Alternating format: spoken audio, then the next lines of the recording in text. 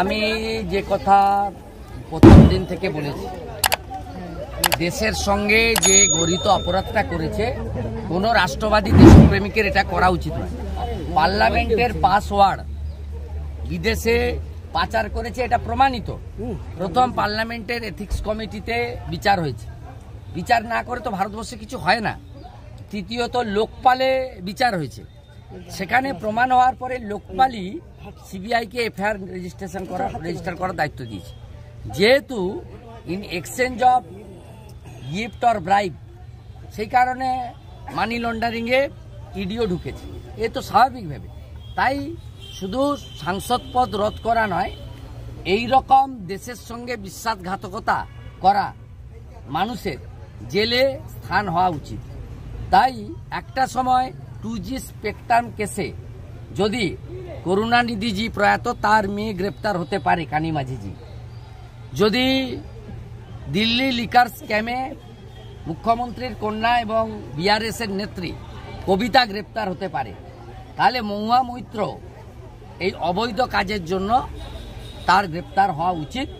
এটা ভারতবর্ষের আইন বলে, আমরা এটাকে সমর্থন। লুট করলেই লিড পাবে না, লুট যদি না হয় উনি লিড পাবেন না। ওনার বিরুদ্ধে ভোট হবে, কে দাঁড়িয়েছে বড় কথা নয়। আর ওনার মিটিংয়ে উনি আজকে 137 জনকে ডেকেছিলেন। মিটিংয়ে আমার লোক ছিল, 137টা লোককে ডেকেছিল, অঞ্চল প্রেসিডেন্ট, ব্লক প্রেসিডেন্ট, কাউন্সিলর, মোট 137 জনের মিটিং হয়েছে। ওনার মিটিংয়ে আলপিন থেকে এলিফ্যান্ট আপনাদের শুনতে হবে না, আমার কাছ থেকে না না আপনাকে বলি। দেখুন, হাইকোর্টের হস্তক্ষেপে এখানে এনআইএ যে কেসগুলো নিয়েছে তার মধ্যে একটা হচ্ছে পশ্চিম ভাঙনবাড়ির কেস, খেজুরি। সেখানে তৃণমূল নেতারা গ্রেপ্তার আছেন, অনেকে বাইরে আছেন, এটা তো অনেক দিনের ওল্ড কেস। দ্বিতীয়ত হচ্ছে ওই আমাদের ভূপতিনগরের নাড়ুয়া বিলাতে যেখানে বিস্ফোরণ হয়েছিল, সেখানে হাইকোর্ট আপনার এনআইএ তদন্তের নির্দেশ দিয়েছিল। এটা প্রায় 8-10 মাস, 1 বছর হয়ে গেল ডাকাডাকি চলছে, তা সেই মামলায় এখনো গ্রেপ্তার হয়নি। এবং সমস্ত কেসই পুরনো কেস। আমরা দায়িত্ব নিয়ে বলতে পারি, এই কেসের সঙ্গে রাজনীতির কোনো সম্পর্ক নেই।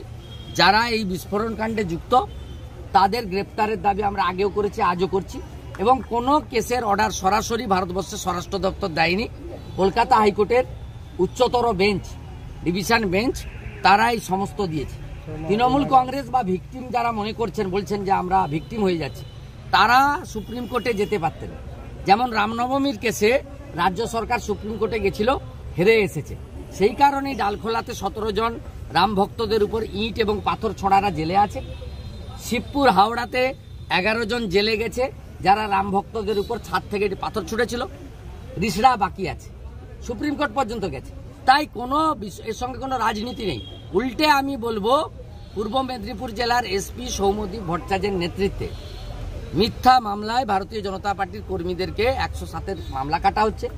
আমাদের কর্মাধ্যক্ষ বিরোধী দলনেতা খেজুরি 2 পবিত্র দাস, কাঁথি সাংগঠনিক জেলার সম্পাদক, তাকে মূল মামলায় জামিন করার পরে অন্য মামলায় ট্যাগ করেছে, যে মামলাতে ওনার নাম এফআইআর নেই।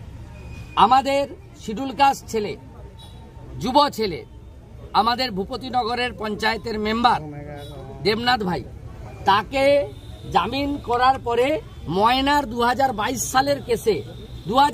সালের কেসে ট্যাগ করেছে। আমরাও আগামী সোমবার কলকাতা হাইকোর্টে এই এসপি সৌম্যদীপ ভট্টাচার্যের বিরুদ্ধে, তার পুলিশের বিরুদ্ধে আমরা একাধিক রিট করতে চলেছি। তৃণমূল কংগ্রেসকে বলবো, ক্ষমতা থাকলে আদালতে গিয়ে লড়াই করুন, সে লড়াই মোকাবিলা আমরা করব।